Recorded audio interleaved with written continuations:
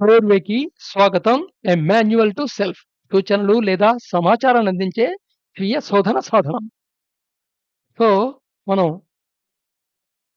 వేదాలు, దర్శనాలు, ఆ! ఉపనిషత్తులు, రకరకాల దర్శనాలు, ఆ దర్శనాల్లో ఉండే ఉపదర్శనాలు, ద్వైత, అద్వైత, విశిష్టాద్వైత ఈ దర్శనాలు, అలాగే చార్వాక, బౌద్ధ ఈ దర్శనాల గురించి కోర్ కాన్సెప్ట్ గురించి తెలుసుకున్నాం. ఆ తర్వాత యాక్చువల్‌గా నీ స్పిరిచ్యువల్ జర్నీలో ఏదో ఒకదానికి నువ్వు ఫిక్స్ అయిపోయి ఉండేది కాదు. నీ యొక్క దావనేది రకరకాల స్థితుల గుండా ప్రయాణం చేసుకుంటూ వెళ్తావు. సో, ఫస్ట్ నీకేమి లాంగ్వేజ్ రూపంలో తెలీదు కాబట్టి, లాంగ్వేజ్ రూపంలో తెలుసుకోవడానికి స్క్రిప్చర్స్‌తో స్టార్ట్ చేయొచ్చు. మామూలుగా ఏ దర్శనానికెళ్ళినా, ఏ దర్శనం పాత్ అయినా సరే స్క్రిప్చర్సో, శబ్ద జ్ఞానంతోనో, పై వాళ్ళు చెప్పిన దాంతోనో, ఏదో ప్రవచనాలు వినో, లేతే ఏదైనా పుస్తకాలు చదివో ఒక భావనకొస్తావు. ఇప్పుడు నువ్వు ప్రయాణం చేయటం మొదలెడతావు. సో, నీ దావొక ఎంట్రీ పాయింట్లు మారుతూ ఉంటాయి. నువ్వు బిలీవర్ అయితే వేదాంత దర్శనం నుండి ఎంటర్ అవుతావు. అదే నువ్వు స్కిప్టిక్ అయితే వైశేషిక న్యాయ నాస్తిక దర్శనం గుండా ఎంటర్ అవుతావు. అదే సపోజు నువ్వు రేషనల్ థింకర్ అయితే మీమాంస దర్శనం గుండా ఎంటర్ అవుతావు. అదే నువ్వు సపోజ్ ఎక్స్‌పెరిమెంటీర్ అయితే, సీకర్ అయితే సంఖ్య లేదా యోగ దర్శనం నుండి ఎంటర్ అవుతావు. సో, నేను దీంట్లో ఎంటర్ అయ్యాను గదా! నేను ఇదే అని ఐడెంటిఫై ఉండదు. నువ్వు ఏ మార్గంలోకెళ్ళినా ఈ మార్గంలో మారుతున్న ఎన్విరాన్మెంట్ అండ్ మారుతున్న నీ యొక్క వ్యక్తిత్వం. నీకు అర్థమైతున్న కొద్దీ ఆల్‌మోస్ట్ ఆల్ నువ్వు ఇంక్లూజివ్‌లోకెళ్తావనమాట. నీకు అర్థం కానంత కాలం జ్ఞాన దర్శనం చాలు తెలిసేసుకుంటే అయిపోయినట్టే అనుకుంటావు. అలాగే భక్తి ఉంటే చాలు అంతా ఆ దేవుడే చూసుకుంటాడనిపిస్తావు. నువ్వు ఎప్పుడైతే నీ యొక్క విజ్డమ్ పెరుగుతూ ఉంటుందో, అండర్‌స్టాండింగ్ పెరుగుతూ ఉంటుందో, ఆటోమేటిక్‌గా నువ్వు నేను భక్తి చేస్తున్నాను, మార్గంలో ఉన్నాను. కానీ కర్మనుగుణ వాడి నేనెలా త్వరితగతిన వెళ్ళగలను? ధ్యానాన్ని వాడి ఎలా వెళ్ళగలను? జ్ఞానాన్ని ఇంకా సంపాదించి ఏం వెళ్ళగలను? ఏ స్క్రిప్చర్‌లో ఏది అర్థం చేసుకొని ఏం వెళ్ళగలను? నా సెల్ఫ్ ఎంక్వైరీ చేసి ఎంత రివ్యూ చేసుకోగలను? క్రియా హఠయోగాల ద్వారా నా మనసు, నా శరీరాన్ని నేను ఎలాగా ఒక రకమైన అలైన్‌కి ఈ విశ్వాన్ని యొక్క రీతికి అలైన్ చేయగలను? రాజయోగం ద్వారా ఎలా నేను నా యొక్క మనసు యొక్క పగ్గాల్ని ఆహ్, నా కంట్రోల్‌లో తెచ్చుకోగలను? ఇలాగా నీ యొక్క విజ్డమ్ పెరుగుతున్న కొద్దీ వీటి కాంపోనెంట్స్ యాడ్ అవుతూ ఉంటాయి.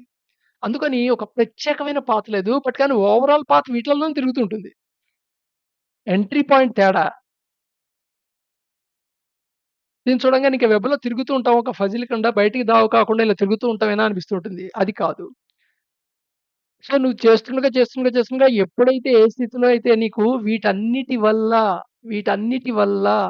వీటన్నిటి యొక్క ఫలితంగా నీకు సెల్ఫ్ ఎంక్వైరీ ఎప్పుడైతే పరిపూర్ణం అవుతుందో, ఎప్పటికి నువ్వు నువ్వు ఫుల్‌ఫిల్ అయ్యావు అని ఫీల్ అవుతావో, ఆటోమేటిక్‌గా తర్వాత ఈ ఫ్రేమ్‌వర్కే నీకు అక్కర్లా. ఇది ఆల్‌మోస్ట్ ఎలాంటిదంటే, you never carry a boat on the head expecting river from. So, నాకు చుట్టుపక్కల ఆల్రెడీ రివర్ ఉంది అనే ఉద్దేశంతో నువ్వు ఇంటి దగ్గర నుంచి పెద్ద బోట్ ఎక్కి బయలుదేరుతావు. నది ఒడ్డుకొచ్చిన తర్వాత పడవ సంగతి ఏమన్నా దొరుకుతుందా? పడవాడి గురించి వెతుకుతావు. అదే నీ ఇంటి దగ్గర నుంచి పడవాడు దొరకడు. ఏదో చూస్తుంటే ఇన్సిగ్నిఫికెంట్ క్రియేచర్ లాగా అనిపిస్తుంది. కానీ ఇక్కడ అర్థం చేసుకోవడం చెప్పాను. సో, ఫ్రేమ్‌వర్క్ ఏమిటయ్యా అంటే పడవ మాట. ఇంతకుముందు చెప్పాను ఫ్రేమ్‌వర్క్ చెప్పాను కదా! అన్ని రకాల సో, ఈ ఫ్రేమ్‌వర్క్‌లో నిరంతరం మార్పవుతుని బట్టి, అలలకు మార్పుని, సముద్ర ప్రవాహంలో ఒడిదుడుకులు బట్టి, నువ్వు ఏవేవి ఇంప్రూవ్ చేసుకుంటావో, ఆ ఇంప్రూవ్ చేసుకుంటూ స్పిరిచ్యువల్ పాత్‌ని పూర్తిగా డిస్కవర్ చేసుకుంటావు. డిస్కవరీ. స్పిరిచ్యువల్ పాత్ అనేది ఎవరి పాత్ వాళ్ళకి డిస్కవరీయే. సో, నీ యొక్క వాసనాస్ బట్టి, నీ టెండెన్సీస్ బట్టి, నీ యొక్క కండిషన్ ప్రాబబిలిటీస్ బట్టి నువ్వు ఏవేవి ఆ ఉన్న స్థితిలో ఆధ్యాత్మిక మార్గం అనుభవించింది ఎలా మార్చుకుంటావు పాత్రని అనేది ఇంపార్టెంట్. సో, దాన్ని బట్టి పాత్రలు వేరుగా కనిపిస్తాయి.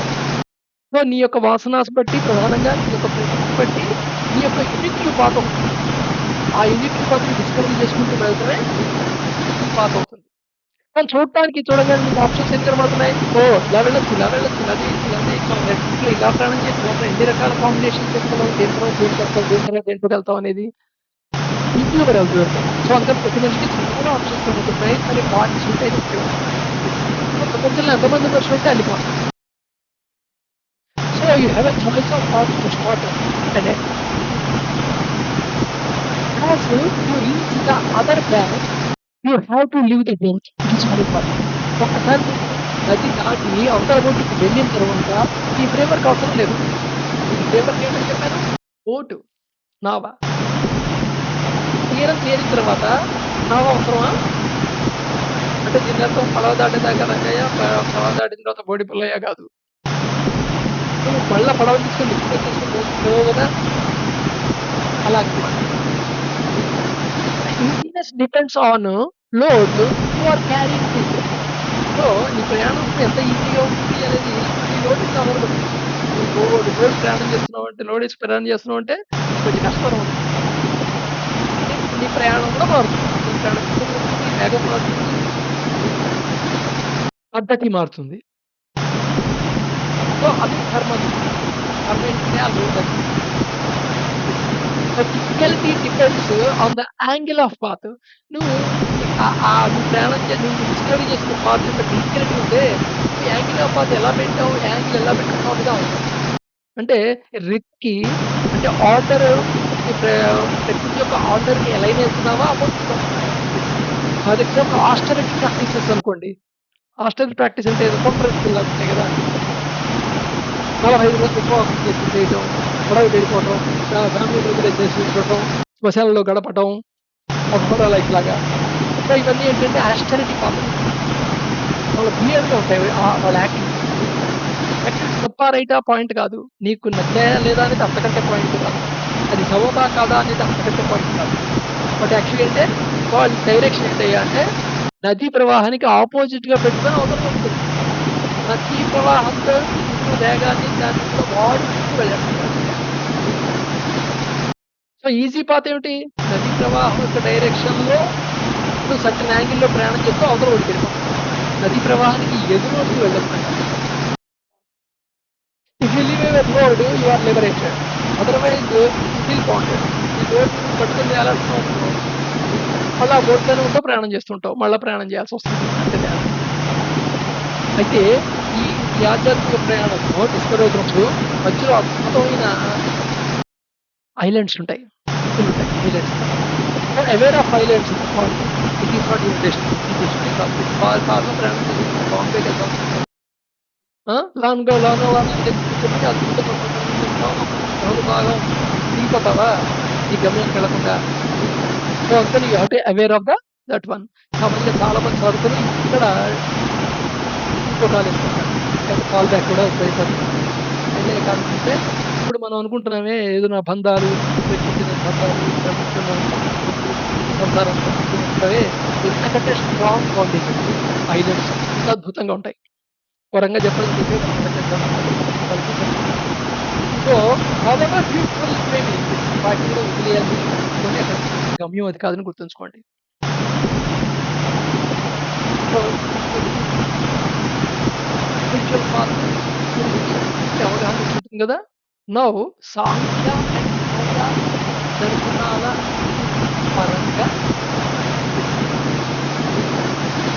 యాస్ ఎ ఎక్స్పెరిమెంటియర్ అండ్ సీకర్ మన పాత్రని మనం అన్‌ఫోల్డ్ చేసుకుంటాం.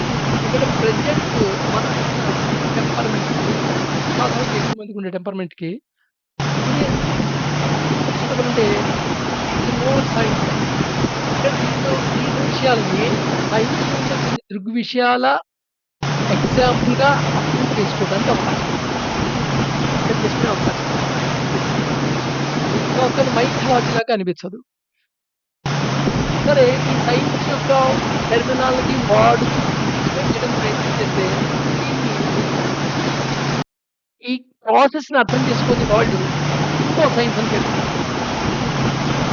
అసలు ఇంకో సైన్స్ ప్రకారం లేదు. సైన్స్ అనేది ఉంది.